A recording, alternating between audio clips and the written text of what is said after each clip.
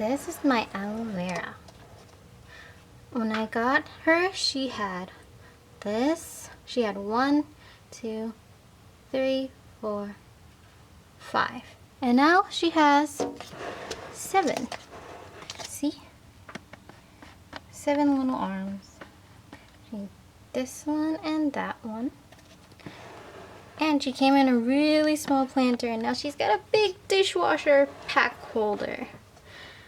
Okay, these are my green onions. I harvest them when they get pretty long, but they're just a bunch of onions that I got from the grocery store, and I just keep using them. I love them. And this, and this are my cilantros. This one is pretty barren inside. This one, more full. And this one, I thought that the can would be really cute. So, but these are my longest ones. I love cilantro. They were outside and they weren't doing that great, but once I brought them in, they were doing amazing, and I love them so much. They're so cute, and I'll be using them. But I just love them. And this sad sugar thingy is my spinach. You can see one spinach right there. And I used to be outside in a big planter, and it was doing okay, but I didn't know you were supposed to keep that.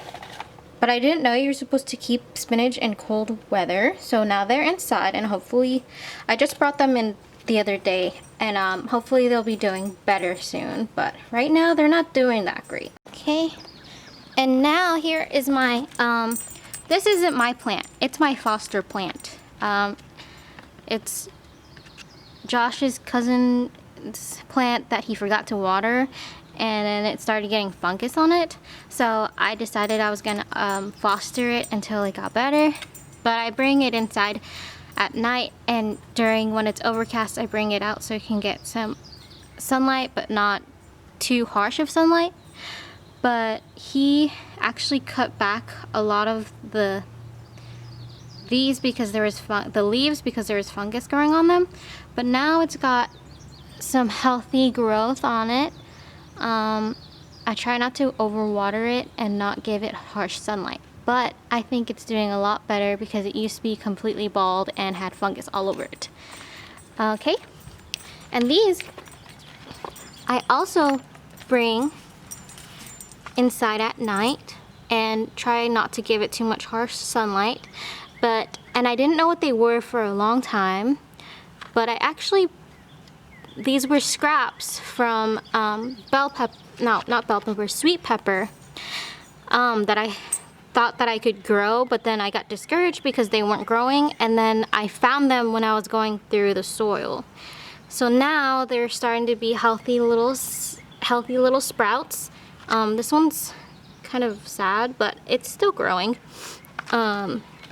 But yeah, I took them from the big planter and put them in these little planters so that they could get the right amount of water and nutrients, and I bring them in at night so they don't get cold or overwatered by the rain, because it rains a lot at night.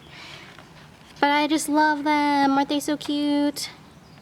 And here that I keep in the shop is this giant planter box that Josh brought home from work, because they just don't use these crates.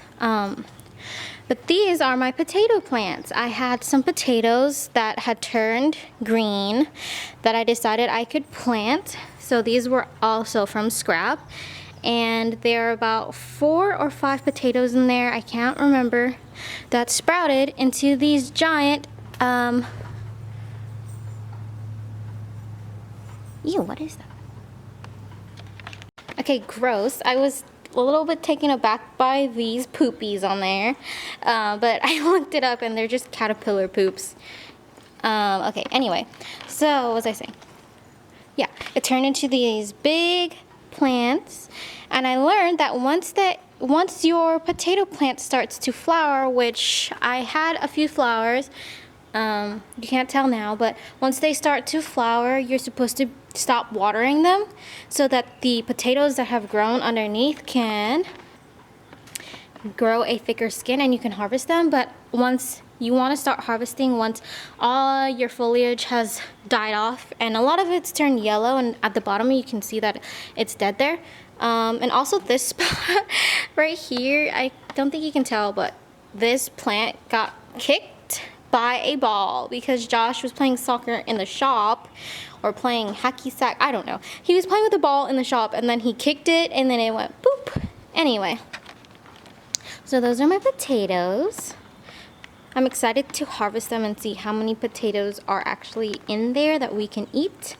And we have to let them cure after we harvest them for a few weeks, and then we could eat them from our own garden. That's gonna be awesome. Okay, and then here in this planter, I actually just have a thing of grass. I did this yesterday, so they kind of look really sad, but once the roots start to get settled and stuff like that, the grass will grow back. And I did this so that the dogs could have a spot that isn't mowed for the grass, so they don't have to go out into the wood line and get ticks and stuff. So yeah, this is for the dogs to just kind of have some grass. Okay, so in this box, you can see there are a lot of plants in there, and then there's more. They're just in little red cups, and there's this guy in this mound. What those are, I counted, and we have 145 tomato plants. So all of this and all of that and all of that are just tomato plants. I just kind of like separated them as much as I can so that they each could have their own source of nutrients, you know, so their root systems aren't intertwined, and the smaller ones have a chance to survive and not just be, you know, used as a, you know, killed off because they're smaller and used as a source of nutrients. But I did this yesterday too. They're just little red solo cups and then I punched holes in the bottom so that they could drain properly. Yeah, so you can see there's a lot of them. I literally counted, there are 145 of the plants. And some of the cups do have multiple plants in them, but that's because it was just a lot to have to do each individual plant, and because Josh said that it's probably better that way, because most of the time when you see plants, tomato plants, they're not just a single vine. But I don't know. We were thinking about giving some of them away to people that we know. There is another thing of tomatoes. But those are my tomato plants. There's also another one over here. This one has its own pot because I bought these planters a long time ago, like 2 or 3 years ago. They were on sale for like $1 or $2 or something, I don't know. I bought them from work and I never used them for anything, but I finally have the chance to. And this empty pot planter thing is for onion. I had some onion, like an old onion, and I just wanted to see if it could grow, but nothing's come out from it yet, so I don't know how well that works or is going to work.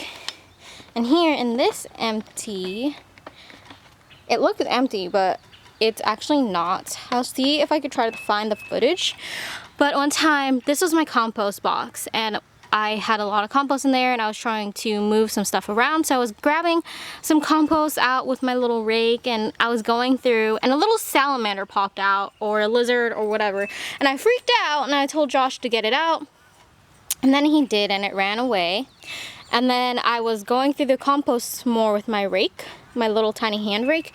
And then she had laid her eggs in my compost bin, so like I can't use that compost so that the little guys could hatch. And then on the floor I have just reused some water. I've just reused some milk jugs, and I just fill those and try to use that for like my smaller plants and stuff like that.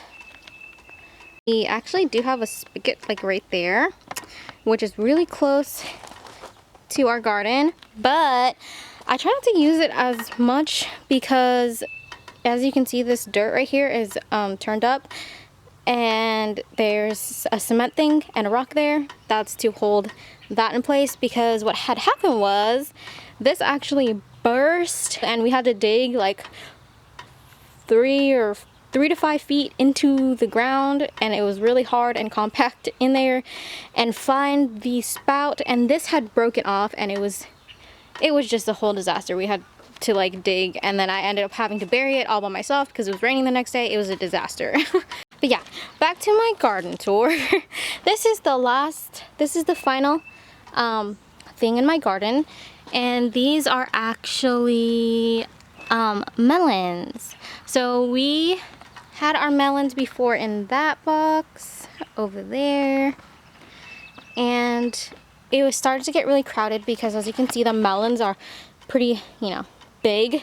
The melon plants are big, and so what I did was just move it to this longer box so they had more space to grow and fan out, and I think they're doing pretty good so far. It was kind of a rough transition. You can see these like broken little leaves on the bottom, but I think they're doing pretty good so far, and it looks like everybody's getting along well, and everybody has room for their roots to grow. So yeah, that is my garden tour.